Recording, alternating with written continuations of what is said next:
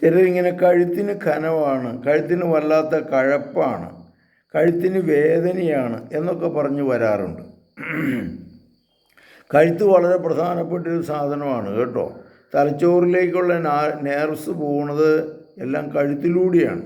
അപ്പോൾ തലയിലുണ്ടാകുന്ന അസ്വസ്ഥതകൾ, അമിതമായ ചിന്തകൾ, അമിതമായ ഭയങ്ങൾ, അമിതമായ തലങ്ങളെല്ലാം കഴുത്തിനെയും ബാധിക്കും.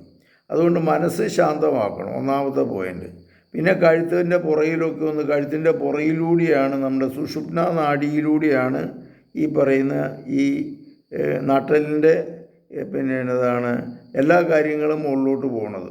രക്തം ഉൾപ്പെടെ പോകുന്നത്, നമ്മുടെ തലച്ചോറിലേക്ക് പോകുന്നത് കഴുത്തിലൂടെയാണ്. അപ്പോൾ എവിടെയെങ്കിലുമൊക്കെ ബ്ലോക്ക് ഉണ്ടാകാതിരിക്കാൻ ശ്രദ്ധിക്കണം. കഴുത്തിന് ഇടി കൊള്ളാതിരിക്കാൻ, പുറകിന് ഇടിയൊക്കെ കൊണ്ടു കഴിഞ്ഞാൽ അതോടുകൂടി മരിക്കും. അപ്പോൾ അതുകൊണ്ട് കഴുത്ത് വളരെ പ്രധാനപ്പെട്ടതാണ്. ഖനം, വേദന, കഴപ്പ് ഇങ്ങനെയൊക്കെ ഉള്ളതൊക്കെ തോന്നുന്നുണ്ടെങ്കിൽ ഞാൻ അവിടെയൊക്കെ ഒന്ന് തിരുമുക, മനസ്സ് ശാന്തമാവുക. പിന്നെ ഏതെങ്കിലും എണ്ണയൊക്കെ പുരട്ടുന്നത് നല്ലതാണ്. ഇതുപോലെ തന്നെ അമിതമായ ചിന്തകളുണ്ടെങ്കിൽ അത് മാറ്റുക. വികലമായ വ്യക്തിത്വത്തിനാണെങ്കിൽ അതിൽ നിന്ന് മോചനം കിട്ടണം. ഏതെങ്കിലുമൊക്കെ പരിക്കുകൾ പറ്റിയിട്ടുണ്ടെങ്കിൽ അത് ശ്രദ്ധിക്കണം. ഇങ്ങനെയുള്ള തലയ്ക്ക് ചേൽക്കുന്ന എല്ലാ ആഘാതങ്ങളും കഴുത്തിനെയും ബാധിക്കും. കഴുത്തിലൂടെയുള്ള രക്തഓട്ടം ക്രമീകരിക്കണം. അപ്പോൾ ക്രമമായ തലത്തിലൂടെ പോകണം.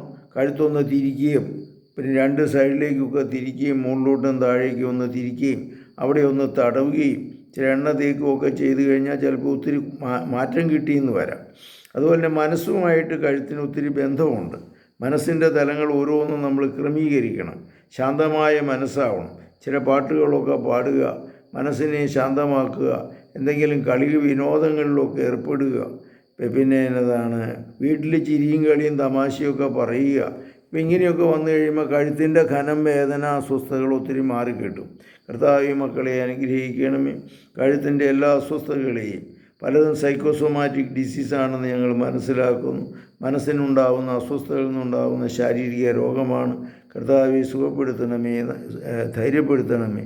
നമ്മുടെ കർത്താവ് ഈശോ മിശിഹായുടെ കൃപയും പിതാവായ ദൈവത്തിൻ്റെ സ്നേഹവും പരിശുദ്ധാത്മാവിൻ്റെ സംസർഗവും നിങ്ങളോടുകൂടി ഉണ്ടായിരിക്കട്ടെ, ഇപ്പോഴും എപ്പോഴും എന്നേക്കും. ആമേൻ. ഈശോ മിശിഹായ്ക്കും സ്തുതിയായിരിക്കട്ടെ.